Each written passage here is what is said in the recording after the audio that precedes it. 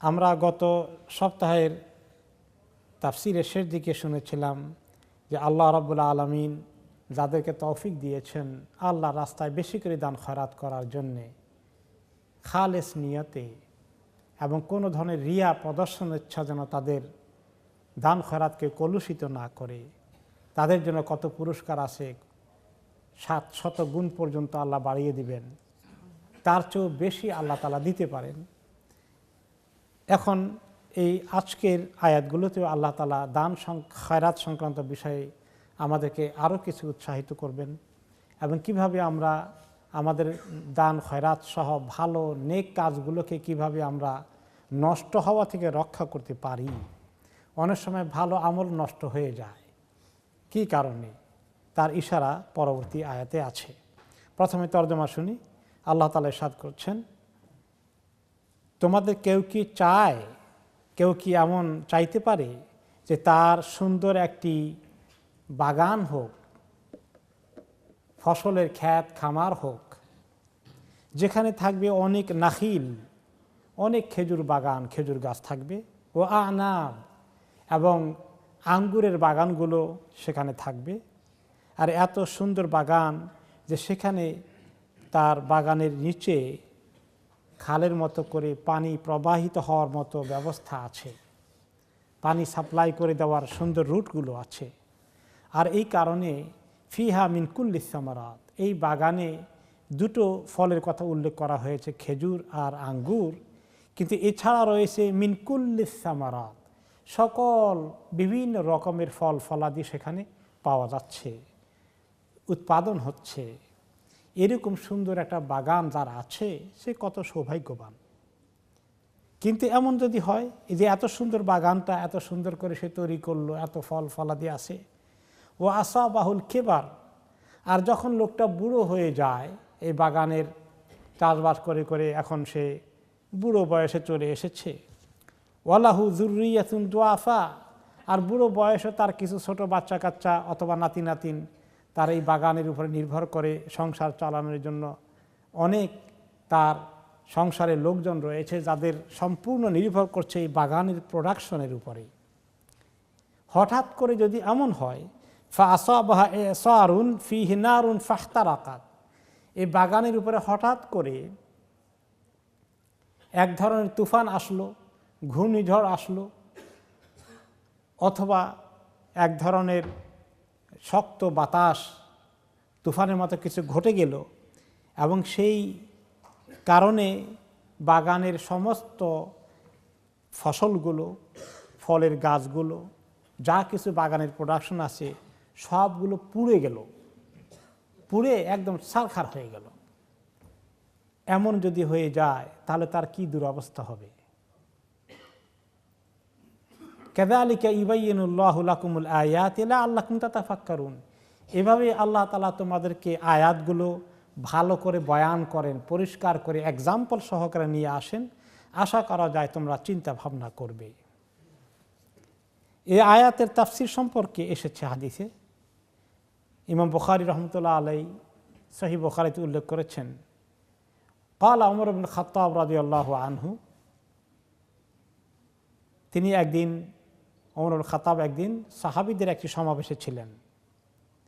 জিজ্ঞেস করলেন সাহাবীদেরকে, ফিমান তারাউনা হাদিল আয়া নাজালাত, সাহাবীরা বলেন তো দেখি, আল্লাহ নবী সাহাবীরা আপনারা এখানে আছেন, কার উপর, কার দিকে ইঙ্গিত করে এই আয়াতটা নাজিল হয়েছে, কোন প্রসঙ্গে, কার প্রসঙ্গে নাজিল হয়েছে, অথবা কোন বিষয় নিয়ে নাজিল হয়েছে। ক্বালু আল্লাহু আলাম, সাহাবীরা সবাই জবাব দিলেন যে আল্লাহই ভালো জানেন। ফাগাদিবা ওমর, ওমর রাদিয়াল্লাহু আনহু একটু গোসা হয়ে গেলেন। গোসা হলেন কেন? এখন নবী করিম সাল্লাল্লাহু আলাইহি ওয়াসাল্লাম জিজ্ঞেস করলে কোনো কিছু সাহাবীরা কি জবাব দিতেন? আল্লাহু আলাম, আল্লাহই ভালো জানেন। কোনো কোনো সময় বলতেন আল্লাহু ওয়া রাসূলুহু আলাম, আল্লাহ এবং তার রাসূলই ভালো জানেন। ওনারা ওই ভদ্র জবাবটা মুখস্থ করে রাখছেন, ওটাই ছেড়ে দিলেন। ওমর রাদিয়াল্লাহু তাআলা খুশি হলেন না, বলে আমি কি আল্লাহ নবী নাকি? আরে আমার সামনে যা জানো তা বলো, নবীর সামনে এগুলো বলেছি যে আমরা কি জানি কোনো অতিরিক্ত কথা হয়ে যায় কিনা, ওনার থেকে আগে শুনি, আমরা খামাকা চিন্তা করে বলি কেন? এখন তো আর নবী নাই, কেউ ওহিও আসবে না, এখন আমরা জানতে হবে, জানাতে হবে, শিখতে হবে, শিখাতে হবে, যা জানি তাই বলবো। তোমরা সবাই আল্লাহ আলমকে বসে থাকলে হবে নাকি? কে ওনার থেকে শুনছ, কে ওনার থেকে বুঝেছ, পারলে বলো, আমরা সবাই শিখি। কুলু না আলামু আউলা না আলামু, আরে জানলে বলো যে জানি, আর না জানলে বলো যে জানি না। আল্লাহ আলামু কি, এটা বলে দিলে কি লাভ হলো? ফাকাল ইবনে আব্বাস ফি নাফসি মিনহা শাইউন ইয়া আমিরুল মুমিনিন। আব্দুল্লাহ ইবনে আব্বাস রাদিয়াল্লাহু আনহু হলেন তুলনামূলকভাবে সাহাবীদের মধ্যে খুব ইয়াং, ছোট বয়সের দিক থেকে, কিন্তু আল্লাহ তাআলা ওনাকে কোরআনের জ্ঞান দিয়েছেন অনেক বেশি। আপনারা জানেন যে স্বয়ং রাসূলুল্লাহ সাল্লাল্লাহু আলাইহি ওয়াসাল্লাম ওনাকে আদর করে গায়ে হাত বুলিয়ে দোয়া করেছেন যে আল্লাহুম্মা আল্লিমহু তাউইল ও ফাক্কিহহু ফিদ্দীন, যে আল্লাহ তাকে দ্বীনের জ্ঞান দান করেন আর কোরআনের তাফসীরের জ্ঞান দান করেন। যখন ওমর রাদিয়াল্লাহু আনহু একটু রাগ হয়ে বললেন যে এটা কি কথা, আল্লাহু আলাম, জানলে বলেন, না জানলে বলেন যে জানি না, তখন ইবনে আব্বাস রাদিয়াল্লাহু আনহু হিম্মত করে বললেন ফি নাফসি মিনহা শাইয়া আমিরুল মুমিনিন, এই বিষয়ে আমার মনে কিছু একটা আসছে আমিরুল মুমিনিন, একটা কথা আমার মনে এসেছে, বলবো কি না। উনি হেজিটেট করছেন। ফাকাল ওমর ইয়া ইবনে আখি কুল ওয়ালা তাহকির নাফসাক, আরে ভাতিজা জানলে বলো, নিজেকে এত ছোট মনে করে কেন, এত হেজিটেশন কেন, বলো। তখন তিনি বললেন, ইবনে আব্বাস রাদিয়াল্লাহু আনহু বললেন দুরিবাত মাসালান বিআমাল, যে আল্লাহ তাআলা মানুষের কর্ম সম্পর্কে মিসাল দিয়েছেন। মানুষ যখন কোনো আমল করে, আমলটা প্রসঙ্গে একটা মিসাল দিয়েছেন। ফাকাল ওমর আইয়ু আমল, আরে কোন আমল, আমল তো কত কিসিমের আছে, কোন আমল বোঝানো হয়েছে এখানে? ফাকাল ইবনে আব্বাস লিরাজুলিন গানিয়িন ইয়ামালু বিতাআতিল্লাহ। ওমর রাদিয়াল্লাহু আনহু জানেন, তিনি বললেন আমলটা কি, পুরো ব্যাখ্যা করো, ঘটনাটা বলো, খালি আমল বলে দিলে তো কিছুই বোঝা গেল না। তখন ইবনে আব্বাস রাদিয়াল্লাহু আনহু বললেন যে ওই লোকের জন্যে, যে লোক অনেক ধনবান, ধনী মানুষ, সে অনেক নেক আমল করেছে বা অনেক দান খয়রাতও করেছে, সুম্মা বাআসাল্লাহু লাহু শাইতান ফাআমিলা বিল মাআসি হাত্তা আগরাকা আমালাহু, তারপরে সে এতদিন নেক আমল করলো, এখন সব উল্টিয়ে দিল, গুনার দিকে এমন ডুব দিল, ভালো আমল যেগুলো করেছে সবগুলোকে বরবাদ করে দিল। অথবা যত দান খয়রাত করেছে সবগুলা মানুষকে খোঁটা দিয়ে, কষ্ট দিয়ে, রিয়া প্রদর্শনেচ্ছা জাহির করে সব বরবাদ করে দিল। এই লোকের কথা বলা হয়েছে। এই জন্য ইমাম ইবনে কাসীর রাহমাতুল্লাহ আলাইহি বললেন এই হাদিস শেষ করে, ওয়া ফি হাযাল হাদিসি কিফায়াতুন ফি তাফসীর হাযিল আয়া, এই হাদিসটায় ওমর রাদিয়াল্লাহু আনহুর এই হাদিসে এই আয়াতের তাফসীর মোটামুটি হয়ে গেছে, যে কি বোঝানো হয়েছে। আল্লাহ তাআলা এখানে আমাদেরকে এক্সাম্পল দিয়ে কি বোঝাতে চেয়েছেন। ওয়া তাবিয়িন মা ফিহা মিনাল মাসাল বিআমালি মান আহসানাল আমাল আউয়ালান, এই যে ওই ব্যক্তি যে প্রথম দিকে বা প্রথমে জীবনে খুব ভালো কিছু আমল করলো, বাদা যালিকা ইন আকাসা সাইরুহু, পরবর্তী জীবনে তার মধ্যে পথভ্রষ্টতা এসে গেল, তার চরিত্র খারাপ হয়ে গেল, তার আমলকে সে সব উল্টিয়ে দিল। ফাবাদ্দাল আল হাসানাতি বিসাইয়্যাত, তার নেক কাজগুলোকে সব চেঞ্জ করে দিয়ে এখন উল্টা দিকে ছুটেছে। কিছু লোক আমাদের সমাজে আছে যে কিছুদিন খুব ভালো আমল করতে দেখা যায়, মনে হয় যেন ভালোই লোকটা, কিন্তু আল্লাহ মাফ করুন, তার আবার সিরাত পাল্টে যায় এবং উল্টা দিকে ছুটে। এখন আল্লাহ তাআলা যে এক্সাম্পল দিলেন, এই এক্সাম্পলের মধ্যে কি বলা হলো, যে তার বাগানটা, কারো যদি বাগান ফুলে ফলে সজ্জিত হয়, পানি চতুর্দিকে প্রবাহিত হতে থাকে, খেজুর বাগান, আঙ্গুরের বাগান দুটোকে উল্লেখ করলেন, আর কুল্লুস সামারাত, সকল প্রকারের রকমারি ফল ফসলাদি সব কিছু সেখানে পাওয়া যাচ্ছে। এই লোকটা কত সুন্দর সংসার গড়ে তুলেছে। কিন্তু লোকটা যখন বুড়ো হয়ে যায়, তখন আর হঠাৎ করে একদিন যদি এসে এমন একটা তুফানের মতো, একটা সাইক্লোনের মতো, একটা বাতাসের মতো কিছু এসে, বড় ধরনের শক্তিশালী এসে বাগানটাকে লণ্ডভণ্ড করে দেয়, সব পুড়ে যায়, এরকম আপনারা দেখেছেন কোনো সময়? ফসল পুড়ে যায় কি কারণে? আমাদের ছোটকালে মনে পড়ে গ্রামে দেখেছি ধান ক্ষেত, বর্ষাকালেও দেখেছি যে এতটুকুন পানি জমিনে আছে, এরপরে ধান খাতে থোড় বের হয়েছে, মানে ধান ফসল আসবে, এরপরে কি জানি একটা ঘটে যায়, পুড়ে যায় সব কিছু। এটাকে উর্বা না কি জানি বলে, আপনাদের এলাকায় কিছু বলে এটাকে? দেখেছেন এরকম যে হঠাৎ করে মানে ধান খেতে নিচে পানি আছে, ওই অবস্থায় উপরে কিছু মনে যেন জ্বলে গেল, আগুন লাগেনি কিন্তু অটোমেটিক্যালি পোড়ার মতো হয়ে গেছে।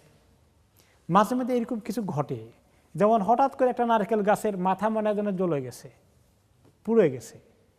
ফসলের ক্ষেত্রে বিশেষ করে কোনো কোনো জায়গায় এটা হয়, আরব দেশেও এটা হয়েছে। কোনো কোনো সময় হঠাৎ করে আবার কিছু ঝড় আসে, এই ঝড়গুলোর মধ্যে কিন্তু শেষ হয়ে গেলে পরে দেখা যায় যে এমন জোরে ঝড় এসেছিল শুধুমাত্র গাছকে ফেলে দেয়নি, মনে যেন পুড়িয়েও ফেলেছে। কোনো কোনো জায়গা যখন ঘূর্ণিঝড় হয় সেই সমস্ত জায়গায় এগুলো দেখা যায়, মনে হয় যেন গাছের মাথাটা পুড়ে গেছে। এই বাতাসের মধ্যে কিন্তু আগুন থাকে, সেই কথা আল্লাহ তাআলা এই আয়াতে বলেছেন।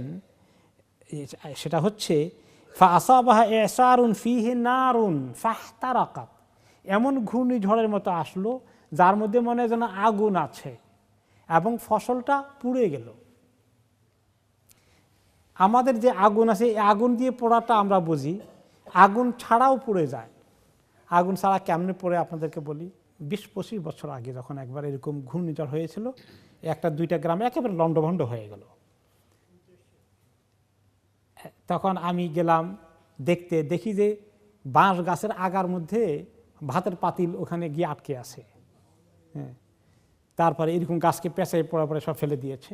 সেখানে দেখলাম কোনো কোনো জায়গা মনে যেন পুড়ে গেছে। তো এই বাতাসের মধ্যে এরকম থাকে। এবং ইদানিং কি জানি বললেন গত কিছুদিন আগে, হ্যাঁ আগুন লেগে গিয়েছে। এবং ইদানিং এক দেড় মাস আগে পত্রিকায় লিখেছে কোথায় বাংলাদেশে একটুখানি যে কী হলো বা কয়েক সপ্তাহ আগে, সেখানেও এই ঘূর্ণিঝড়ের সাথে আগুনের লাভার মতো কি তারা দেখতে পেয়েছে কোনো কোনো এলাকায়। তো কোরআনের আয়াত এখানে আসে যে তুফানের মধ্যে আগুন না ফাহতারাকাত, এবং এটা ফসলটাকে জ্বালিয়ে ফেললো, নিঃশেষ করে দিল। এখন এক্সাম্পলটা হচ্ছে এই যে একটা লোক সারা জীবন কষ্ট করে তার বাগানকে ফুলে ফলে সুশোভিত করে গড়ে তুলল, এই বাগানের উপর তার সমস্ত ফ্যামিলি নির্ভর করছে। লোকটা এখন বুড়ো হয়ে গেছে, রিটায়ার করার পালা, কিন্তু তার বাচ্চা কাচ্চাগুলো আছে ছোটোখাটো, আর সেও হয়ে গেছে এখন বুড়ো। এখন এই নতুন করে এই বাগান সাজানো গড়ে তোলা তার পক্ষে আর সম্ভব নয়। এখন তার রিটায়ার করার টাইম, এই বাগানের ফসল খাবে, এতদিন গড়ে তুলেছে, শুয়ে শুয়ে যে কয়দিন আল্লাহ হায়াত রেখেছে, ছোটো বাচ্চা কাচ্চাগুলো বড় হবে, কারণ বাবা সব গড়ে তুলেছে, এখন আর খালি একটু খেয়াল করলেই চলবে, গড়ার কাজ হয়ে গেছে। আর এই সময় যদি সব সারখার হয়ে যায়, এই বিপদটা কত বড় বিপদ। মানে যে সময় বেশি ঠেকার দরকার ওই সময় সে হারিয়ে ফেলেছে। জোয়ান বয়সে যদি বাগান নষ্ট হয়ে যায়, আবার শরীরে শক্তি আছে, আবার গড়ে তুলবে, কিন্তু বুড়ো বয়সে যদি হারিয়ে ফেলে, আর যদি কোনো সোশ্যাল ওয়েলফেয়ার স্টেট না থাকে, কোনো বেনিফিটও না পাওয়া যায়, তখন কি করবে? তো তা মরণের কথা, একেবারে বিপদের কথা। তো আল্লাহ তাআলা বলতে চাচ্ছেন যে যারা এইভাবে ভালো আমল করলো, অথবা দান খয়রাত করলো, অথবা রিয়ার মাধ্যমে এটাকে নষ্ট করে দিল, যখন তার সবচেয়ে বেশি ঠেকা, তখন সে আমলকে পাওয়ার কথা তখন কিছুই পাবে না, তার সব জ্বলে গেছে, পুড়ে গেছে। তার মানে আখেরাতে এই লোকগুলো দুনিয়াতে যারা ভালো কাজ করে ওগুলোকে নষ্ট করে ফেলেছে, তারা আখেরাতে বিপদের সময় খালি হাতে উঠবে। তাদের ওই বিপদের সময় তাদের হাতের কাছে কোনো আমল আর থাকবে না। অনেক সময় মানুষ ভালো আমল করে নষ্ট করে ফেলে। অনেক আগে মসজিদ বানিয়ে দিয়েছে, এরপরে তার সঙ্গে লোকদের ঝগড়া হয়েছে, তখন সে যে নিজে কি আল্লাহর রাস্তায় দান খয়রাত করেছে, এগুলো সব সে এখন খোঁটা দিয়ে মানুষকে এগুলো তুলনা করে দিয়ে, অথবা মসজিদকে বয়কট করে নিজেকে সরিয়ে নিচ্ছে, অথবা কিছু পালে উইথড্র করে নিয়ে যাচ্ছে। এই জাতীয় করে সে তার ভালো কাজগুলোকে নিজের হাতে নষ্ট করে দেয়। অনেক লোক ভালো কাজ করে নষ্ট করে দেয়। একটা লোককে সারা জীবন পাললেন, পুষলেন, এক সময় সে আপনার সঙ্গে একটু তর্ক বিতর্ক করেছে, এখন সব কিছু সম্পর্ক নষ্ট করে দিলেন, যা কিছু তার প্রতি ইহসান করেছেন সমস্ত উল্টে গেল। এক লোককে আপনি এত খাতির করলেন, এত মেহমানদারি করলেন, এত কিছু করলেন, একদিন রাগারাগির কারণে সব শেষ হয়ে গেল। কীভাবে হয়? স্বামী স্ত্রী 20-30 বছর সংসার করলো, এরপরে তর্ক বিতর্ক করে হঠাৎ করে এমন লাগলো 20-30 বছরের সংসার তছনছ করে দিল। করেন এরকম মানুষ? এরকম অনেক ভালো কাজকে মানুষ কোনো কারণে নষ্ট করে দেয়। তাদের এক্সাম্পল আল্লাহ তাআলা এখানে দিয়েছেন যে তোমরা এরকম করো না, নেক কাজগুলো করলে এগুলাকে সংরক্ষণ করো, রিয়া করো না, দান খয়রাত করলে এগুলোকে সংরক্ষণ করো, নষ্ট করো না। তুমি যদি পরে নষ্ট করে দাও সময় মতো, এর কোনো প্রতিদান তুমি পাবে না। আল্লাহ তাআলা পরে বললেন যে তোমরা চিন্তা করো যে তোমাদের আল্লাহ তাআলার কাছে আমলগুলো যেন জমা থাকে। শেষ বয়সে মানুষের জন্য একটু ভালো রিজিকের ব্যবস্থাটা বড় দরকার। শেষ বয়সে যদি মানুষের হাতাহাতি টানাটানি হয় তখন তো কাজ করারও কোনো শক্তি আর থাকে না। এই সময় বিশেষ করে ওয়েলফেয়ার স্টেট না থাকলে তো আরও মুশকিলের কথা। এই জন্য রাসূলুল্লাহ সাল্লাল্লাহু আলাইহি ওয়াসাল্লাম আল্লাহ তাআলার কাছে দোয়া করেছিলেন, আল্লাহুম্মা জাআল আওসা রিজকিকা আলাইয়া ইনদা কিবারি সিন্নি ওয়া ইনকিতাই উমরি। কোন রিওয়ায়াতে আসে ওয়া ইনকিদাই উমরি, যে আল্লাহ আমি আপনার কাছে চাই যে আমার যখন জীবনে বুড়ো হয়ে যাবে, বয়স্ক হয়ে যাব, একেবারে জয়ীফ হয়ে যাব, ওই সময় যেন আপনার রেজেকটা আমার কাছে খুব কোষাদা থাকে, রেজেকে যেন তঙ্গি না থাকে, ওই সময় রেজেকটা যেন প্রশস্ত হয়ে আসে আমার কাছে। আর আমার হায়াত যখন শেষ হয়ে যায়, যখন বেশি বুড়ো হয়ে যায়, আল্লাহ ওই সময় অভাব অনটন টানাটানি থেকে আপনি আমাকে রক্ষা করেন। তিনি আল্লাহ তাআলার কাছে ওই সময়ের জন্য বেশি দোয়া করলেন। তো এখন কেউ কেউ বলবেন যে আমাদের ওটা দোয়া না করলেও চলবে, ব্যবস্থা আছে। তবু আল্লাহর কাছে দোয়া ছেড়ে দেওয়া ঠিক না। কোন ব্যবস্থা কোনখান দিয়ে কী উল্টে যাবে, হ্যাঁ, কত অসুবিধায় পড়ে যায় যেন। এই জন্য দোয়াটা করাটা ভালো সকল অবস্থাতেই। আল্লাহুম্মা জাআল আওসা রিজকিকা আলাইয়া ইনদা কিবারি সিন্নি ওয়া ইনকিতাই উমরি। এরপরে আল্লাহ তাআলা বলছেন কি, যে ইয়া আইয়ুহাল্লাযীনা আমানু আনফিকু মিন তাইয়্যিবাতি মা কাসাবতুম। এই যে দান খয়রাত করার কথা আল্লাহ তাআলা বলছেন, সেই উপলক্ষে আরেকটি নির্দেশ আমাদেরকে দিচ্ছেন, আরেকটি নির্দেশিকা দিচ্ছেন। হে ঈমানদার লোকেরা, খরচ করো তোমাদের পবিত্র মাল থেকে, ভালো মাল থেকে, ভালো সম্পদ থেকে, মা কাসাবতুম, যা তোমরা রুজি করেছ, অর্জন করেছ। ওয়া মিম্মা আখরাজনা লাকুম মিনাল আরদ, আর যা জমিন থেকে আমি তোমাদের জন্য বের করে নিয়ে এসেছি। এই দোনো প্রকার সম্পদ থেকে তোমরা ভালো ভালো কোয়ালিটির জিনিসগুলোকে আল্লাহর রাস্তায় দিও, কিন্তু একেবারে পচা জিনিসটা বের করে দিও না আল্লাহর রাস্তায়। সে কথা পরে আয়াতে বলছেন, ওয়ালা তায়াম্মামুল খাবিসা মিনহু তুনফিকুন। যখন আল্লাহর রাস্তায় দান করার প্রসঙ্গ আসে, একেবারে খারাপ কোয়ালিটি বেছে বেছে দিও না, খবরদার। দেওয়ার সময় লো কোয়ালিটিটা বেছে দিও না। ওয়ালাস্তুম বিআখিযিহি ইল্লা আন তুগমিদু ফীহি। তোমাকে কেউ এরকম দিলে, তুমি নিতে চাইলে তোমার এটা নিতে মনে চাইবে না, আমাকে দিল এত লো কোয়ালিটির জিনিস, ওটার দিকে তোমার তাকাইতেও মনে চাইবে না। কেউ দিল এখন ফেরতও দিতে পারো না, আচ্ছা চোখ বন্ধ করে নিয়ে নিলা, ওটার দিকে তোমার চোখ যায় না, আকর্ষণ লাগে না। একটা জিনিস দেবা, একটু আকর্ষণ যেন সৃষ্টি হয়। ওয়ালামু আন্নাল্লাহা গানিয়্যুন হামিদ। আর জেনে রাখো আল্লাহ তাআলা সব কিছুর মুখাপেক্ষীহীন এবং তিনি স্বপ্রশংসিত। এখানের তাফসিরে যেটা এসেছে যে কোন লোক আছে, তারা যখন দান খয়রাত করে, এটা কি ফরজ দান না নফল দান খয়রাত, দুইটার কথাই এসেছে। যে ফরজ যাকাত যখন আমরা দেব, যেটা ফরজ দেওয়ার সময় তখন তো মাল থেকে যাকাত বেশি হতো, এখন আমরা টাকা পয়সা থেকে যাকাত দিই। তখন কিন্তু টাকা পয়সা লোকদের কাছে কম ছিল। কি ছিল? প্রাণীজ সম্পদ, ছাগল, ভেড়া, উট, ঘোড়া, এগুলোর কয়টা হলে কি পরিমাণ সদকা হবে, এইভাবে ওনারা দিতেন। তো কোনো সময় জাকাত কালেকশন করতে গেলে যারা জাকাত দেবে, মনে করেন 40টা ছাগল থাকলে একটা ছাগল জাকাত দিতে হয়। এখন 40টা ছাগলওয়ালা লোক জাকাতের কালেক্টর যখন যান, তখন সে চিন্তা করে যে সবচেয়ে একেবারে দুর্বল ছাগল যেটা, ওইটা খুঁজে বাইর করে দিতে চায়। আর যিনি কালেক্টর আছেন, উনি চান সবচেয়ে ভালোটা নিয়ে আসবেন। এখানে আল্লাহ তাআলা বলে দিলেন যে তোমরা পচাটা দুর্বলটাকে বেছে বেছে আল্লাহর রাস্তা দিও না। আবার হাদিসে নবী করিম সাল্লাল্লাহু আলাইহি ওয়াসাল্লাম নিষেধ করেছেন, যখন জাকাত কালেকশন করার জন্য কালেক্টরদেরকে পাঠাতেন, বলতেন লা তাখুযু কারাইমা আমওয়ালিহিম, খবরদার যখন জাকাত আনতে যাবা এক টপ ক্লাসের সবচেয়ে ভালোটা নিবা না, খবরদার। তার মানে তাহলে মিডিয়ামটা নিও, মানে একেবারে ফেলে দেওয়ার মতোটা নয়, আবার একেবারে টপটা এনে বেচারা এখানে কলজার মধ্যে আঘাত দিয়ে এসো না, হ্যাঁ, এটাও ঠিক নয়, জুলুম করছে তার প্রতি, মাঝামাঝি করে নিয়ে আসো। তাহলে এই জাকাত দেওয়ার সময় অনেকে এরকম করতো, সেটা থেকে নিষেধ হয়েছে। এইটা অনেকেই চিন্তা করেছেন বা তাফসীর নিয়েছেন। আবার কোনো কোনো মুফাসসির বলেছেন না, এখানে নফল আমলে নফলেরটা বলা হয়েছে।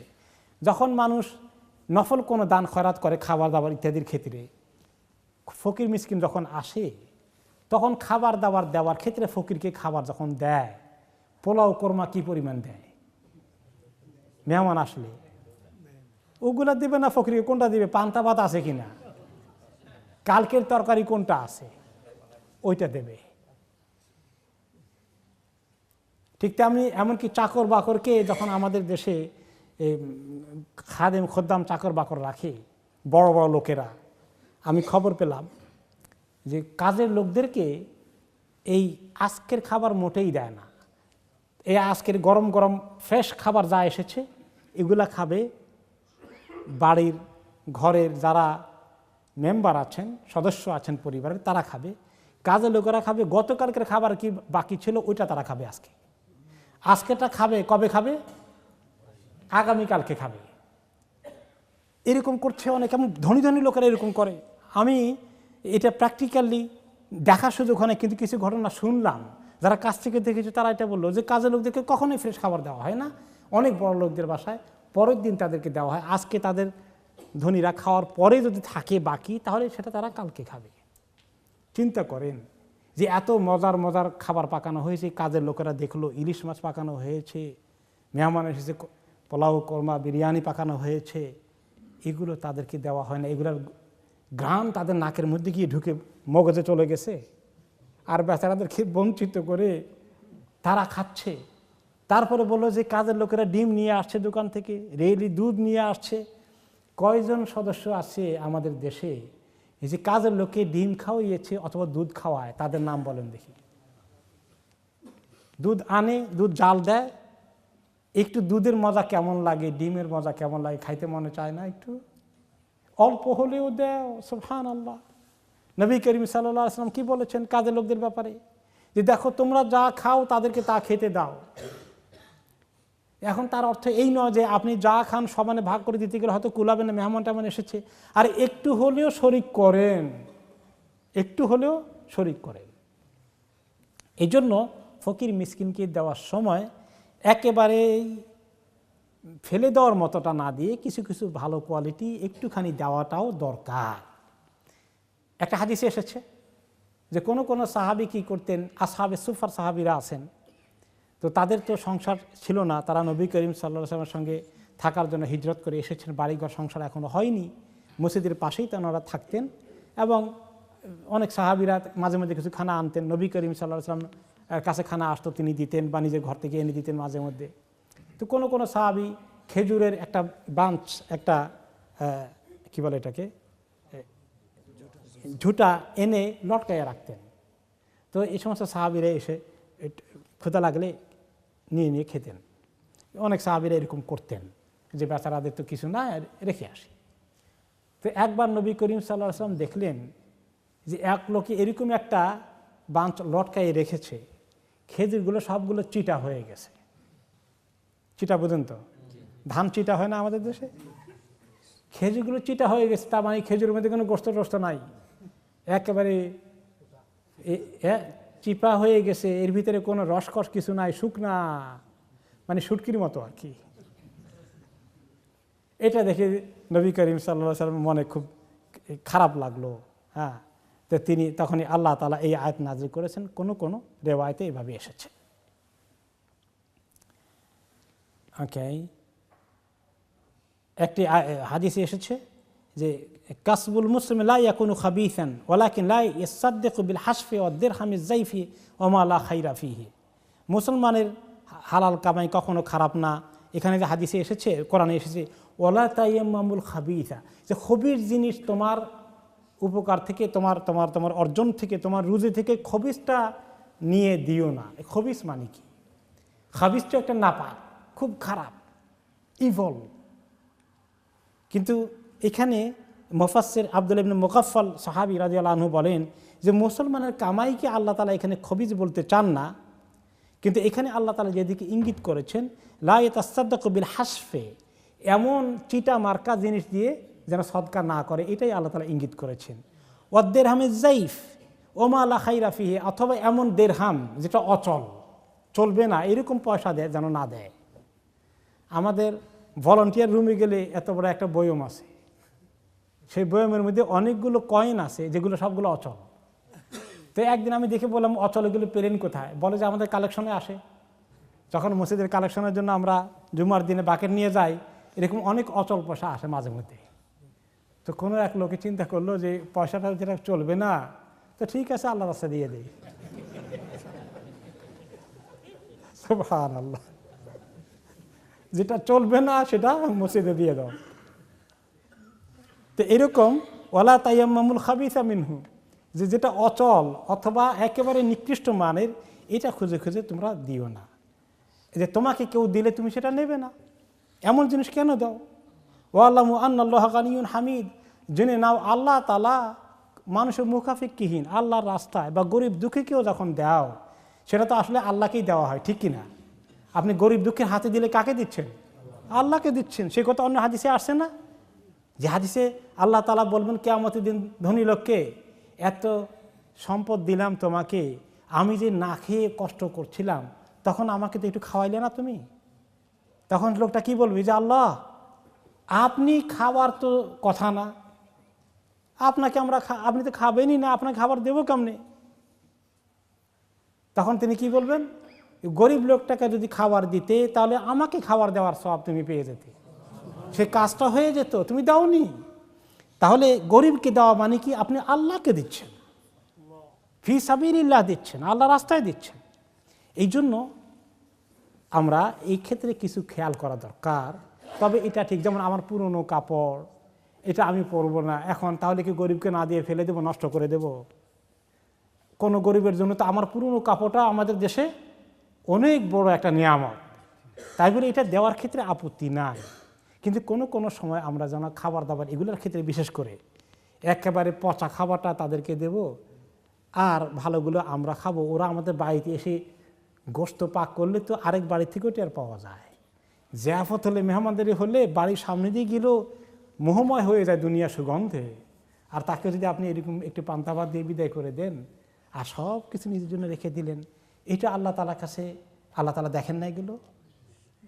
এইগুলোর দিকে আল্লাহ তাআলা আমাদেরকে দরাজ দিলের সাথে দান খয়রাত করার জন্য উৎসাহিত করছেন, যেন আল্লাহ রাস্তায় দেওয়ার সময় আমরা একটু ভালো কোয়ালিটি দেই।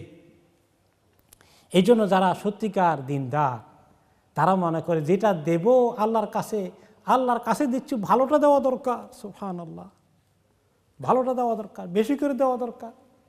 রাসূলুল্লাহ সাল্লাল্লাহু আলাইহি ওয়াসাল্লামের বাড়িতে যখন গোশত আসলো, ফকিররা খবর পেয়ে গেল, তারা লাইন ধরলো, আর তিনি বারবার দিতে বললেন। এরপরেও আবার যখন আসলো, তিনি বললেন যে দিয়ে দাও, আবার আরেক লোক আসছে। তখন ওনার বিবি কি বললেন, আয়েশা রাদিয়াল্লাহু আনহা, যে সব তো দিয়ে দিয়েছি, খালি এই কাঁধের এক টুকরা গোশত রাখছি যেটা আপনি পছন্দ করেন, সিনার গোশতটা, শোল্ডারের পিসটা রাখছি, শুধু এইটা আছে, সব দিয়ে দিছি, আর নাই কিচ্ছু। তিনি কি বললেন, আরে যেগুলো দিয়ে দিছ ওগুলোই আমাদের হয়ে গেছে, যেটা এখনো দেও নাই শুধু ওইটাই আমাদের থাকবে না। উল্টা, যেটা আমাদের ঘরে এখনো রয়ে গেছে এটা আমাদের অ্যাকাউন্টে জমা হচ্ছে না, কিন্তু যেটা দিয়ে ফেলেছে সব আমাদের অ্যাকাউন্টে জমা হয়ে গেছে। সুবহানাল্লাহ, আমরা কি এই বুঝতে পারি? আমরা মনে করি আমাদের কাছে যত রাখতে পারি ততই আমাদের থাকলো, যত দিলাম তত আমাদের কনফার্ম হয়ে গেল, এটা কনফার্ম হয়ে গেল। আর এক হাদিসে কি এসেছে, ইয়াকুলু বনি আদম মালি মালি, বনি আদম বলে আমার এখানে এত টাকা আছে, এখানে এত টাকা আছে, এখানে এত সম্পদ আছে। এগুলো একটাও তার কনফার্ম হয় নাই এখনো। তার কনফার্ম হয়ে গেছে দুইটা। একটা হলো যেটা সে খেয়ে ফেলেছে, খরচ করে ফেলেছে, হজম হয়ে পেট থেকে চলে গেছে, কাপড় কিনে গায়ে দিয়ে ফেলেছে, এইটা তার কনফার্ম হয়ে গেছে। এই খাবার তো আর কেউ টানাটানি করে নেওয়ার সুযোগ নাই, আমার গায়ের কাপড়ও টানাটানি করে কেউ আর নেবে না, এটা আমার কনফার্ম হয়ে গেছে। আর যেটা আল্লাহর রাস্তায় দান করেছি সহি নিয়তে, সেটাও আল্লাহর রাস্তায় আমার জন্য কনফার্ম হয়ে গেছে। আর যেগুলো আছে এগুলো কি আমার জন্য কনফার্ম আছে? আমি যখন চোখ বন্ধ করে ফেলবো কার কাছে চলে যাবে? ওয়ারিদের কাছে চলে গেছে, এগুলো একটা আর আমার না, থাকবে না। তাহলে এই যে বুঝ আল্লাহ রাস্তায় দেওয়ার মধ্যে বেশি করে দেওয়া, ভালো জিনিস দেওয়া, এইটা আল্লাহ তাআলার কাছে বড় বিরাট নিয়ামত। শুধু এই দান করা নয়, একটু সামান্য ডিস্ট্রিবিউশনের ক্ষেত্রে যখন আসে, মনে করেন কোনো সময় পিতার সম্পত্তি বন্টন করছে, 2 ভাই 3 ভাই, 2 বোন 3 বোন যা আছে সবাই মিলে ভাগ করছে।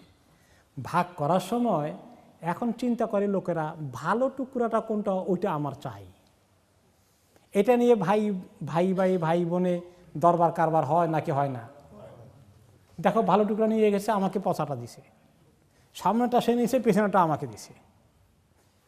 আমি এক লোককে জানি ইন্তেকাল করেছেন, আল্লাহ তাআলা মাফ করে দিক, জান্নাতুল ফেরদাউস দান করুক। এখন মানুষের পক্ষ থেকে কিসমতের ফয়সালা আল্লাহ তাআলা করেন। তো বাবার সম্পত্তির দোনো ভাই ভাগ করে নিয়েছে। এখন এক ভাইকে আল্লাহ তাআলা খাইর বরকত বেশি করে দান করেন, তার যে একটা চারা লাগালে খুব ভালো হয়ে যায়, তার খালি উন্নতি হয়, আরেকজনের তেমন হয় না। তো এখন ওই ভাই বললো যে দেখেন, এই আপনি দেখে দেখে ভালোটা নিছেন আর আমাকে দিয়েছেন পচাটা, যেখানে ফসল হয় না। তখন তিনি বলেন ঠিক আছে, যা উল্টাই ফেলি, তুমি ওইটা নাও আর আমি এটা নিয়ে নেই। তাই করলো। নেওয়ার পরে দেখা যায় এইখানে ওই জায়গার মধ্যে এখন এই বেচারা হাত লাগার কারণে এখানে খালি মাশাআল্লাহ বরকত বেড়ে গেছে, আর ওইখানে বরকত খালি কমে যাচ্ছে। সুবহানাল্লাহ। আল্লাহ রাব্বুল আলামিন যে রিজিক দান করে, এতে কোনো সন্দেহ আছে? সুবহানাল্লাহ। আপনি দেখবেন যে কোনো লোকের হাতে এই একটু চারা লাগাই দিলে আল্লাহ তাআলা খায়র বরকত দান করেন। এটা আসলে আল্লাহ তাআলা আপনাকে দিবেন একটা উসিলা, দেওয়ার মালিক আল্লাহ তাআলা। কাজে আমরা হিংসা বিদ্বেষ করে কে ভালোটা নেবে কে মন্দটা নেবে, এরকম ডিসক্রিমিনেশন করা, এরকম একটু ফন্দি করতে থাকা, এগুলোর মধ্যে কোনো ফায়দা নাই। দরাজ দিলের সাথে দেওয়ার ক্ষেত্রে বেশি করে দেওয়া, চয়েস দেওয়া, যে ঠিক আছে এই 2 টুকরা কোনটা নেবেন, আপনার যেটা পছন্দ হয়, অথবা যে এটা ভালো, এটা আপনি নেন, ভালোটাকে জেনুইনলি অফার করেন, ওইটা একটু কম ভালো হলে আমি নিয়ে নেই। এই দরাজ দিলের পরিচয় দিতে পারলে কত ভালো আল্লাহ তাআলার কাছে। একটি হাদিসে রাসূলুল্লাহ সাল্লাল্লাহু আলাইহি ওয়াসাল্লাম ইরশাদ করেছেন, ইন্নাল্লাহা কাসসামা বাইনাকুম আখলাকাকুম কামা কাসসামা বাইনাকুম আরযাকাকুম। আল্লাহ তাআলা তোমাদের মধ্যে আখলাক, চরিত্র, সুন্দর আদব কায়দা, সুন্দর আদব আখলাক এভাবে ভাগ করে দিয়েছেন, যেভাবে তোমাদের মধ্যে মাল দৌলতের রিজিককে বন্টন করে দিয়েছেন। কাউকে বেশি দিয়েছেন, কাউকে কম দিয়েছেন।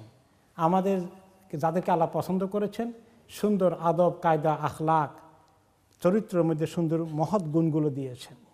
আর কাউকে কাউকে একটু কম দিয়েছেন, তাই না? কোনো মানুষের চরিত্র অত্যন্ত মহৎ, আর কোনো মানুষ অত্যন্ত মানে খুব হীনমানা, অত্যন্ত বখিল, মানুষকে কষ্ট বেশি দেয়, তার কথা, তার জবানটার মধ্যে মনে হয় যেন মানুষকে আঘাত করে কথা বলে। এরকম আবার কিছু লোকের কথা খুবই সুনিষ্ট। তো এরকম যে মানুষের মধ্যে আখলাকের পরিবর্তন হয়, ঠিক যেমন রিজিকের মধ্যে, সম্পদের মধ্যে পরিবর্তন হয়। 2 ভাইয়ের এক্সাম্পল দিলাম যে কারো বরকত বেড়ে যায়, কারো মনে হয় যেন কমে যায়। আল্লাহ তাআলা এগুলো দান করেন, মেনে নিতে হবে। ওয়া ইন্নাল্লাহা ইউআতি দুনিয়া মান ইউহিব্বু ওয়া মান লা ইউহিব্বু। তবে দুনিয়ার ক্ষেত্রে যে দেনাপানা আছে, কাউকে আল্লাহ বেশি করে দিলেই মনে করতে হবে না যে সে আল্লাহর খুব একেবারে পছন্দনীয় হয়ে গেছে, আর যাকে একটু কম দিল সে একেবারে আল্লাহ তাআলার ঘৃণার পাত্র হয়ে গেছে, এরকম নাকি? ফাআমাল ইনসানু ইযা মাবতালাহু রাব্বুহু ফাআকরামাহু ওয়া নাআমাহু ফায়াকুলু রাব্বি আকরামান। কোনো লোককে যখন আল্লাহ তাআলা একটু বেশি করে দান খয়রাত করেন, বেশি করে দেন, সে খুব গর্ব অনুভব করে যে আল্লাহ তাআলা আমাকে বহুত সম্মান দিয়েছেন, আমি খুব সম্মানিত, খুব গর্বিত মনে করে নিজেকে। ওয়া আম্মা ইযা মাবতালাহু ফাকাদারা আলাইহি রিজকা ফায়াকুলু রাব্বি আহানান। আর কাউকে যদি আল্লাহ তাআলা একটু পরীক্ষা করেন, একটু কষ্টে রাখেন, টানাটানিতে রাখেন, সে মনে করে আল্লাহ তাআলা আমাকে কোনো মানিজ্য দিলেন না, একেবারে আমাকে আল্লাহ তাআলা খুব কষ্টে রাখলেন, আল্লাহর প্রতি তার অসন্তুষ্টি প্রকাশ করে। এটা কোনোটাই দুনিয়ার বেশি পাওয়া কম পাওয়া এটা মানুষের মর্তবা ফজিলতের কোনো মানদণ্ড না। সে কথা বলছেন যে দুনিয়ার ব্যাপারে ইন্নাল্লাহ ইউআতি দুনিয়া মান ইউহিব্বু ওয়া মান লা ইউহিব্বু, দুনিয়া আল্লাহ তাআলা এমন লোকদেরকে দেন যাকে পছন্দ করেন, এমন লোককেও দেন যাকে মোটেই পছন্দ করেন না, তাকেও আল্লাহ দুনিয়ার বিরাট কিছু দিয়ে বসে আছেন। ওয়ালা ইউআতি দ্বীনা ইল্লা লিমান আহাব্বা, তবে আল্লাহ তাআলা যদি দিনদারি দান করেন কাউকে, কাকে দিনদারি দান করেন? যাকে পছন্দ করেন তাকে দেন, নাকি যাকে পছন্দ করেন না তাকেও দেন? দিনদারি দিবেন কাকে? যাকে আল্লাহ তাআলা পছন্দ করেন। তাহলে পার্থক্যটা বুঝতে হবে, দুনিয়ার বিষয়টা আল্লাহর পছন্দ অপছন্দের কোনো মানদণ্ড নয়, কোনো ক্রাইটেরিয়া নয়। কিন্তু যদি আল্লাহ তাআলা আপনাকে দিন দান করে থাকেন, দিনদারি দান করে থাকেন, তাহলে সত্যি আল্লাহ তাআলা আপনাকে অনেক সম্মানিত করেছেন। ইন্না আকরামাকুম ইনদাল্লাহি আতকাকুম, তোমাদের কাছে যে লোকটার তাকওয়া বেশি আল্লাহ তাকে সত্যি সম্মানিত করেছেন, সে আল্লাহর কাছে অবশ্যই সম্মানিত। ফামান আতাহুল্লাহুদ্দিন ফাকাদ আহাব্বাহু, যাকে আল্লাহ তাআলা চমৎকার দিনদারি দান করেছেন সত্যি আল্লাহ তাকে মহব্বত করেছেন। ওয়াল্লাযী নাফসি বিয়াদিহি লা ইসলিমু আবদুন হাত্তা ইসলিমা কালবুহু ওয়া লিসানু, আল্লাহর কসম করে বলছি যার হাতে আমার জান, তোমাদের ওই লোকটা ভালো মুসলিম হবে না, কোনো মানুষই ভালো মুসলিম হবে না যতক্ষণ না তার অন্তর এবং জিহ্বা ভালো মুসলমান হবে না। অন্তরে আল্লাহর ভয় আর জবানের মধ্যে আল্লাহর ভয় যতক্ষণ না এসেছে ততক্ষণ পর্যন্ত একটা লোক ভালো মুসলিম হবে না। অন্তরের মধ্যে খারাপ কি থাকে বলেন? কি খারাপ থাকে অন্তরের মধ্যে? হিংসা, বিদ্বেষ, ঘৃণা, পরশ্রীকাতরতা, এগুলো থাকে। বখিলি। আর লিসান, জবানে কি থাকে? গীবত, পরনিন্দা, পরচর্চা, মানুষকে কষ্ট দেওয়া, খোঁটা দিয়ে উল্টাপাল্টা কথাবার্তা বলে, গালিগালাজ করে, মন্দ কথা বলে, এগুলো ঠিক না হওয়া পর্যন্ত কেউ ভালো মুসলিম হতে পারবে না। ওয়ালা ইউমিনু হাত্তা ইয়ামানা জারুহু বাওয়াইকাহু, কোনো লোকই ভালো ইমানদার হতে পারবে না যতক্ষণ না তার প্রতিবেশী তার অত্যাচার থেকে নিরাপদ না থাকে। প্রতিবেশী যদি আমার দ্বারা কষ্ট পেয়ে যায় তাহলে আমি ভালো মুমিন হতে পারবো না। ক্বালু ওয়া মা বাওয়াইকু ইয়া নবী আল্লাহ, সাহাবা জিজ্ঞেস করলেন যে প্রতিবেশীকে কীরকম অত্যাচার হতে পারে? যেমন এক্সাম্পল, ক্বালা গিসসুহু ওয়া যুলমুহু, যে প্রতিবেশীকে ধোঁকা দেওয়া অথবা তাকে যে কোনো পর্যায়ে জুলুম করা, কথা দিয়ে হোক, আচার ব্যবহার দিয়ে হোক, তার ছেলে মেয়ে দিয়ে অত্যাচার করে উৎপাত করে হোক, এগুলো। এরপরে তিনি বললেন ওয়ালা ইয়াকসিবু আবদুন মালান মিন হারামিন ফায়ুনফিকু মিনহু ফায়ুবারাকু লাহু ফীহি, আর কোনো লোক যদি হারাম মাল উপার্জন করে এর মধ্যে আল্লাহ তাআলা তার জন্য কোনো খায়ের রাখবেন না। ফায়ুনফিকু মিনহু ফায়ুবারাকু লাহু ফীহি, সে এই মাল যদি খরচপত্র সংসারের জন্য খরচ করে এখানেও আল্লাহ তাআলা তারে কোনো বরকত দেবেন না। হারাম মালে কোনো বরকত সে পাবে না, বারাকা নাই। ওয়ালা ইয়াতাসাদ্দাকু বিহি ফায়ুকবালু মিনহু, আর যদি সে সদকা খায়রাত করে এই সদকা খায়রাতও কবুল হবে না। ওয়ালা ইয়াতরুকুহু খালফা যাহরিহি, আর সে মরে যায় যদি বিশাল সম্পদ রেখে যায় হারাম তরিকায় অর্জন করা, এই সম্পদ তার কি কাজে লাগবে? ইল্লা কানা যাদাহু ইলান নার, এই সম্পদ তার জাহান্নামে যাওয়ার সম্পদে রূপান্তরিত হবে। তারপরে তিনি হাদিসটি শেষে নিয়ে আরও বলছেন ইন্নাল্লাহা লা ইয়ামহুস সাইয়্যা বিসাইয়্যি, আল্লাহ তাআলা খারাপ দিয়ে খারাপকে সাফ করেন না। ওয়ালাকিন ইয়ামহুস সাইয়্যা বিল হাসান, আল্লাহ তাআলা সৌন্দর্য দ্বারা, ভালো জিনিস দ্বারা মন্দ জিনিসকে সাফ করে। যেমন একজনে বলছিলেন যে কোনো এক সময় পাকিস্তান আমলে যখন খুব মিলিটারি শাসন আসলো পাকিস্তান আমলের কথা এক মুরব্বী বলেছিলেন। আসার পরে তো আর্মি যখন তখন নামে, তখন লোকেরা আর্মিকে বেশি ভয় করতো, এখন তো ভয় কম করে। যেই আর্মি নামছে লোকেরা ভয়ে অস্থির। আর আর্মিরা তখন কেমন কড়া ছিল যে শুনেছি মুরব্বীদের কাছে বাড়ির পুকুরে যদি অনেক কচুরি পানা থাকে এগুলো সাফ করা লাগতো না, আর্মি এসে পিটাতে সাফ করো এগুলো। তারপরে খাদ্যশস্যের দাম টাম এগুলো বাড়াই ফেললে দোকানে গিয়ে পিটাপিটি করে কমাই দিত। তো এক লোকে বললেন একজন আলেমকে যে আর্মি নামাতে ভালোই হয়েছে, পিটাপিটি করে মার্কেটে দাম টাম ঠিক মতো কমিয়ে দিয়েছে। এখন আর্মি যখন পিটায় দাম কমালো, এই বেচারা লাভ হলো না লোকসান হলো সেটা তারা হিসাব করবে না। তারা তো এটা করে দিল, এটা ইনসাফ হলো কি হলো না খবর নাই। তো আলেম সাহেব মন্তব্য করলেন, বহুত আচ্ছা হুয়া, উর্দু ভাষায় আলেম ছিলেন, বহুত আচ্ছা হুয়া, পাখানা সে পেশাব সে পাখানা সাফ হতে রাহা। খুব ভালো কাজ হয়েছে, পেশাব দিয়ে পায়খানা সাফ করা হচ্ছে। তো পেশাব দিয়ে পায়খানা সাফ করলে সাফ হবে? কি লাগবে? পানি লাগবে। তাহলে আল্লাহ তাআলা এরকম কেউ যদি দুনিয়ার মধ্যে ভালো কাজ করতে চায়, মন্দ কাজ উঠাতে চায়, ভালো কাজ দিয়ে মন্দ কাজ উঠাতে হবে, মন্দ কাজ দিয়ে মন্দ কাজ উঠবে? অনেকে ছোটকালে পড়েছেন দস্যু বনহুরের কাহিনী। দস্যু বনহুরের কাহিনী কি? সে ডাকাতি করে বড় বড় লোকদেরকে, পারলে ওদেরকে হত্যাও করে ফেলে, ওদের টাকা পয়সা কোটি কোটি টাকা নিয়ে, গল্প আর কি, এনে এরপরে সর্বহারা গরিবদের মধ্যে বিতরণ করে দেয়। সে খুব ভালো কাজ করে সে মনে করছে। এখন ডাকাতি করে পিটাপিটি করে লোকজন যে সম্পদ নিয়ে আসলো আর গরিবদেরকে দিল, কাজটা কেমন মহৎ হয়ে গেল? এটা মহৎ হলো না। তো এই জন্য আল্লাহ তাআলার প্রিন্সিপাল হচ্ছেন লা ইয়ামহুস সাইয়্যা বিস-সাইয়্যি ওয়ালাকিন ইয়ামহুস সাইয়্যা বিল হাসান।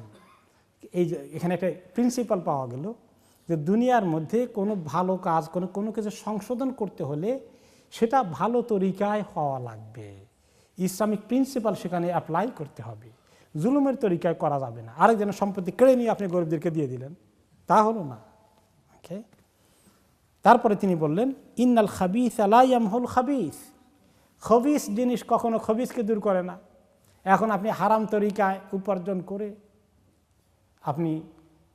আমরা যখন সাদাকাত খায়রাত করি তখন আমাদের গুনাহ মাফ করার কারণ হয়ে যায়। ইত্তাকুন নারা ওয়ালা বিশিক্কি তামরা, আমাদের গুনার কাফারা সাইয়্যাত দূর করে দেয়। কিন্তু যখন এই কেউ সদকা খায়রাত করবে খারাপ জিনিস দিয়ে, তার খারাপই দূর আদৌ হবে না। তাহলে এই ক্ষেত্রে আমরা দেখলাম যে ভালো বলতে উত্তম জিনিস, ভালো বলতে হালাল জিনিস।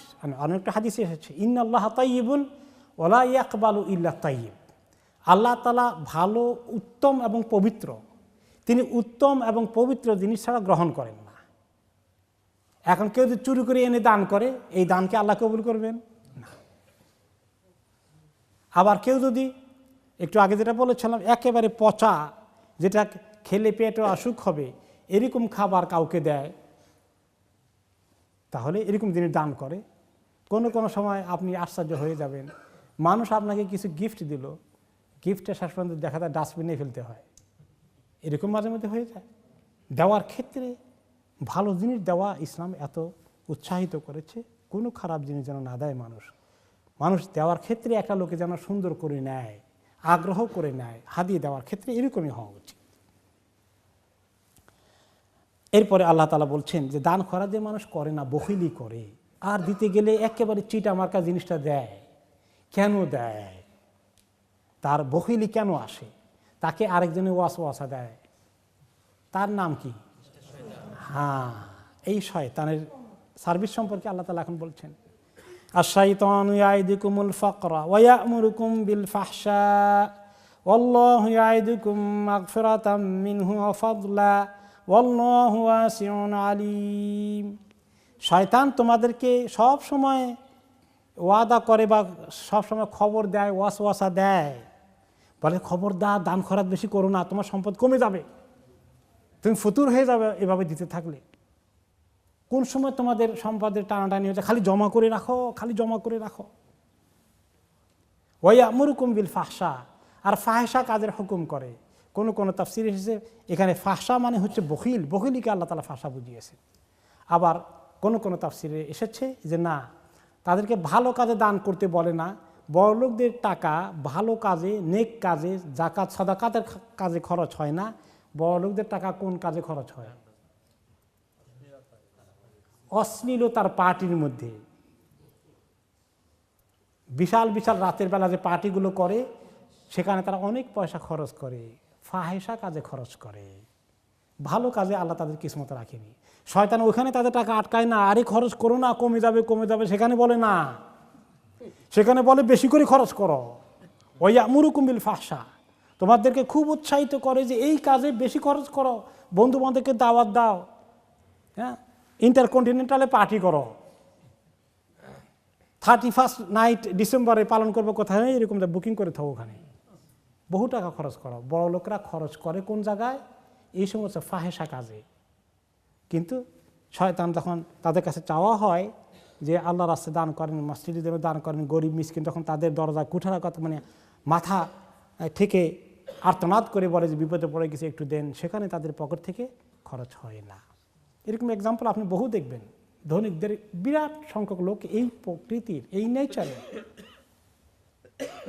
তাহলে শয়তান তাদেরকে এরকম ওয়াসওয়াসা দান করে যে গরিব হয়ে যাবে, ফকির হয়ে যাবে, কিন্তু ফাহেসা কাজে তাদেরকে খরচ করতে খুব উৎসাহিত করে।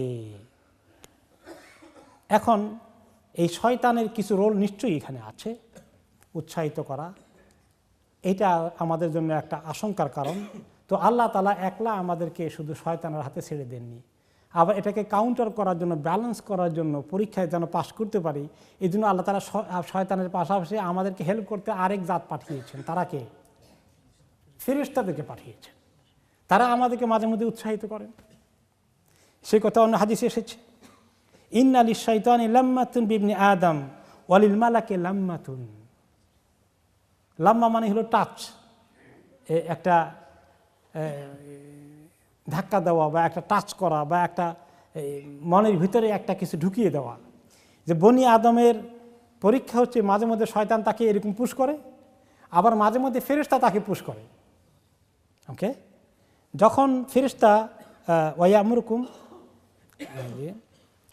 ফাআম্মা লাম্মাতুশ শাইতান ফাইআতুন বিশ-শারর ওয়া তাকযীবুন বিল হক। শয়তানের পুশটা হচ্ছে তাকে অন্যায় কাজে প্ররোচিত করা আর হক থেকে তাকে দূরে সরিয়ে নিয়ে যাওয়া। ওয়া আম্মা লাম্মাতুল মালিক ফাইআতুন বিল খাইর ওয়া তাসদীকুন বিল হক। আর যখন শয়তানের পক্ষ থেকে, ফেরেশতার পক্ষ থেকে পুশ আসে, সেটার মধ্যে থাকে লোকদেরকে ভালো কাজে উৎসাহিত করা। আমাদেরকে আল্লাহ তাআলা ফেরেশতা দিয়ে মাঝে মধ্যে ভালো কাজে উৎসাহিত করান। ওয়া তাসদীকুন বিল হক, হককে বিশ্বাস করা, হককে মজবুত করে ধরে রাখার ব্যাপারে ফেরেশতারা এসে আমাদেরকে হেল্প করেন। ফেরেশতারা হেল্প করেন, কোরআন শরীফে ইঙ্গিত আছে, নাহনু আউলিয়াউকুম ফিল হায়াতিদ দুনিয়া ওয়া ফিল আখিরা। আমরা দুনিয়া তো হে নেককার লোকেরা তোমাদের সঙ্গী সাথী ছিলাম, তোমাদের সঙ্গ দিয়েছি, এবং আখিরাতেও সঙ্গ দেব। তো দুনিয়াতে সঙ্গ দিয়েছেন তো একটা কাজের জন্য, ভালো কাজে হেল্প করার জন্য সঙ্গ দিয়েছেন। ফামান ওয়াজাদা যালিকা ফালইয়ালাম আন্নাহু মিনাল্লাহ ফালিয়াহমাদিল্লাহ। তুমি যখন ফিল করো যে নেক কাজে তোমার উৎসাহ লাগছে, তোমার কাছে বেশ উৎসাহ সৃষ্টি হচ্ছে, উদ্যম সৃষ্টি হচ্ছে, তোমার মধ্যে ভালো মোটিভেশন এসেছে, তখন তুমি আল্লাহ শুকর আদায় করো যে আল্লাহ তাআলা তোমাকে ফেরেশতা দিয়ে সাহায্য করছেন। ওমান ওয়াজাদাল উখরা ফালিয়াতাআওয়াযু মিনাশ শাইতান। আর যখন গুনার কাজের দিকে উদ্যোগ নেওয়ার জন্য তোমার মধ্যে পুশ আসে, ওয়াসওয়াসা আসে, তখন রিয়েলাইজ করো শয়তান তোমাকে ওয়াসওয়াসা দিচ্ছে, তুমি শয়তান থেকে আল্লাহর কাছে পানা চাও। অতঃপর তিনি এই আয়াতটি তেলাওয়াত করলেন। এরপরে আল্লাহ তাআলা বলছেন, দেখো এই যে শয়তান তোমাদেরকে দান খয়রাত না করার জন্য ওয়াসওয়াসা দান করে, আর তোমাদেরকে অন্যায় কাজে খরচ করতে উৎসাহিত করে, তোমরা শয়তানের এই কথাকে বিশ্বাস করো, ইয়াকিন করো, তার উপরে নির্ভর করো। আর আল্লাহ তাআলা কি করেন, আল্লাহু ইয়াইদুকুম মাগফিরাতাম মিনহু ওয়া ফাদলা। আল্লাহ তাআলা তোমাদেরকে সুখবর দিচ্ছেন যে তোমরা দান খয়রাত বেশি করে করলে তিনি তোমাদেরকে মাফ করে দেবেন। ওয়া ফাদলা, আল্লাহর পক্ষ থেকে তোমাদেরকে আরো বাড়িয়ে দেবেন দুনিয়াতে এবং আখিরাতে। তোমরা আল্লাহর কথা বিশ্বাস করবা না শয়তানের কথা বিশ্বাস করবা? ফেরেশতাদেরকে আল্লাহ তাআলা দুনিয়াতে পাঠান, প্রত্যেক দিন সকালবেলায় একজন ফেরেশতা জমিনে নাজিল হয়ে দোয়া করেন, আল্লাহুম্মা আ'তি মুনফিকান, আল্লাহ যে আপনার রাস্তায় খরচ করে তাকে আপনি আরও দিতে থাকেন। আল্লাহুম্মা আমসিক মুমসিকান আও কামা ক্বালা আলাইহিস সালাতু ওয়াস সালাম, আর আল্লাহ যে দেয় না, বখিল হয়ে বসে থাকে, আল্লাহ আপনিও তাকে দিয়েন না, তার জন্য দোয়া করে। তাহলে ফেরেশতারা অনেক কাজ করেন, অনেক ফাংশন আছে ফেরেশতাদের, আমাদের পিছনে ওনাদের বহু কাজ আছে। আল্লাহ তাআলা এই মাখলুককে, সম্মানিত মাখলুকগুলোকে আমাদের অনেক উপকারের জন্য তৈরি করেছেন। এরপরে আল্লাহ তাআলা বলছেন ওয়াল্লাহু ওয়াসিউন আলিম, যখন তোমাদেরকে অনেক দিতে বলি তার মানে আমার কমে গেছে তা না, ওয়াসি আমার কাছে কত আছে, কিন্তু তোমরা কে কি দাও না দাও এগুলো আমি একটু দেখতে চাই, পরীক্ষা করতে চাই। আমার রাস্তার কাজ বন্ধ হয়ে যাবে না তোমরা দান না করলে, আমার কাজ চলতে থাকবে। তবে আমি আলিম, আমি জানি কে দিচ্ছ কে দিচ্ছ না, কে বখিল হয়ে সম্পদের মোহ তোমাকে এমন পেয়ে বসেছে। প্রচুর লোক পৃথিবীতে আছে, অনেক কষ্ট করে সম্পদ জোগাড় করেছে, শুধু তার উদ্দেশ্য কি জমা করে রাখা, জমা করে রাখা। আসলে এই পৃথিবীর মধ্যে স্লোগান হচ্ছে, যারা আল্লাহর প্রতি অবিশ্বাসী তাদের স্লোগান হচ্ছে খালি সেভিংস বাড়ান, কত বাড়াবেন, কত বাড়লে কত পয়সা বেশি পাবেন, পার্সেন্টেজ কোন ব্যাংকে বেশি দেবে, খালি এগুলোর প্রতিযোগিতা। আপনাকে ব্যাংক থেকে খালি চিঠি দেয়, এত করে বাড়ান এত করে পাবেন, খালি এরকম অফার দেয়, ঠিক কিনা? হ্যাঁ, সেভিংস বাড়ান, খালি সেভিংস বাড়ান। আর আল্লাহ তাআলা কি বলেন? ইউনফিকুন, খরচ করো, ওয়ানফিকু, খরচ করো, খরচ করো। আল্লাহ তাআলার উল্টা হচ্ছে দুনিয়ার মানুষের কথা। কাকে বিশ্বাস করব? আল্লাহর কথা। খালি শয়তান ওয়াসওয়াসা দেয় না, মানুষও ওয়াসওয়াসা দেয়। এই যে স্লোগান লাগা, এগুলা এই যে খালি জমা করেন জমা করেন, খালি জমা করেন, মানুষও দেয়। মানুষও অনেক সময় ওয়াসওয়াসা দেয়, দেখবেন শয়তানের কাজ মানুষ করে। কোনো কোনো সময় যখন মসজিদের জন্য কালেকশন চাওয়া হয়, হ্যাঁ, রমাদান মাসে হোক বা অন্য সময় হোক, একটু সময় নিয়ে কালেকশন করা হচ্ছে, কিছু লোক শয়তানের কাজের দায়িত্ব নিজের কাঁধে নিয়ে নেয়, বলে কি দেখছেন এই শুরু করছে আবার, কত পয়সা দিলাম, খালি চায়, খালি দিতেই হয়, পয়সাতে কি করে আল্লাহ জানে। এই নেগেটিভ কথার কাজ করে দিল। এখন শয়তান মিয়া কি খুশি, আমার আর কাজ করা লাগবে না, চাবি ঘুরিয়ে দিছি। শয়তানের কাজ মানুষ করে। এখন এই যে আল্লাহ তাআলা যেই ব্যক্তি এরকম ওয়াসওয়াসা দেয়, এই কাজ হলো শয়তানের। মানুষ কেন এই কাজের দায়িত্ব নেবে? নিজেও দেয় না, আরেকজনকে ওয়াসওয়াসা দিয়ে যে বাচ্চা দিতে চেয়েছিল তারা থামাই দিল। কাজটা কত বড় অন্যায় করলো, বুঝে না মানুষ, বুঝে না মানুষ। সুবহানাল্লাহ, কত ক্ষতিগ্রস্ত হয়ে যায়। সে শয়তানের দায়িত্ব কাঁধে নিয়ে নিয়েছে।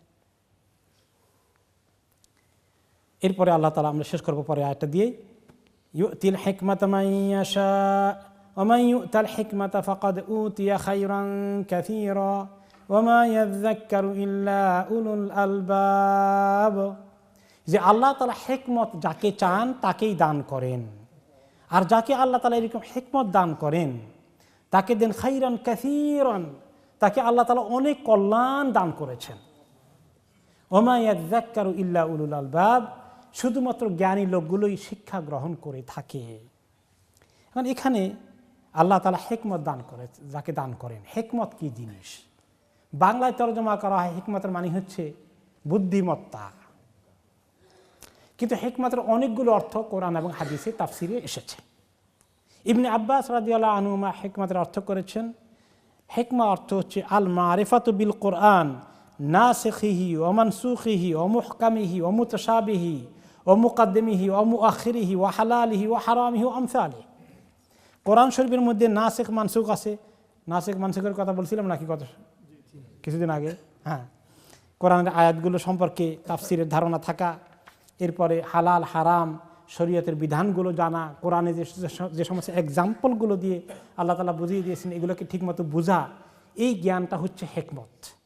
ইবনে আব্বাস রাদিয়াল্লাহু আনহু এর তাফসির করেছেন।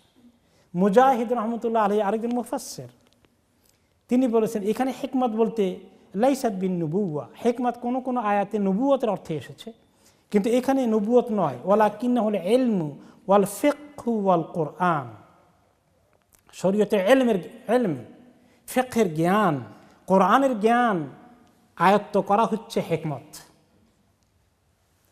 আবুল আলী রহমতুল্লাহ আলী আরেকজন তাবেঈ, তিনি বলেন আল হিকমত খাশিয়াতুল্লাহ, আল্লাহর ভয় হচ্ছে আসল হিকমত।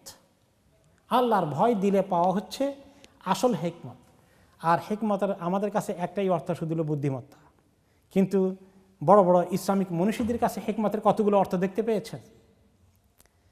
আরেকটি হাদিসে এসেছে, তারপর তিনি বলেছেন আবু আলিয়া ফাইন্না খাশিয়াতাল্লাহি রাসু কুল্লু হিকমাতিন, আল্লাহর ভয়, আল্লাহ ভীতি হচ্ছে সমস্ত হিকমতের, বুদ্ধিমত্তার আসল মাথা। আল্লাহর ভয় যার আছে সবচেয়ে বড় বুদ্ধিমান সেই লোকটা। আল্লাহর ভয় যার কাছে নাই, যত বড় বুদ্ধিজীবী হোক, সে হলো শয়তানের বড় চালাচামুন্ডা হয়ে যাবে। এই জন্য যারা আল্লাহর ভয় যাদের দিলে নাই, ওই সমস্ত বুদ্ধিজীবীরা সারাদিন কি করে? বসে বসে দিনের দুশ্মনী করে। ঠিক কিনা বলেন? তাহলে আল্লাহর ভয় যে আসল বুদ্ধি, সেই কথা অন্য হাদিসেও এসেছে, আল কাইয়িসু মান দানা নাফসাহু আমিলা লিমা বাদাল মাউত। সত্যিকার বুদ্ধিমান ওই ব্যক্তি যে ব্যক্তি নফসকে কন্ট্রোল করে নিয়েছে, আল্লাহর হুকুমের মধ্যে বাধ্য করে দিয়েছে, আর পরকালের জন্য আমল তৈরি করতে ব্যস্ত হয়ে পড়েছে, সেই ব্যক্তি আসল বুদ্ধিজীবী, বুদ্ধিমান।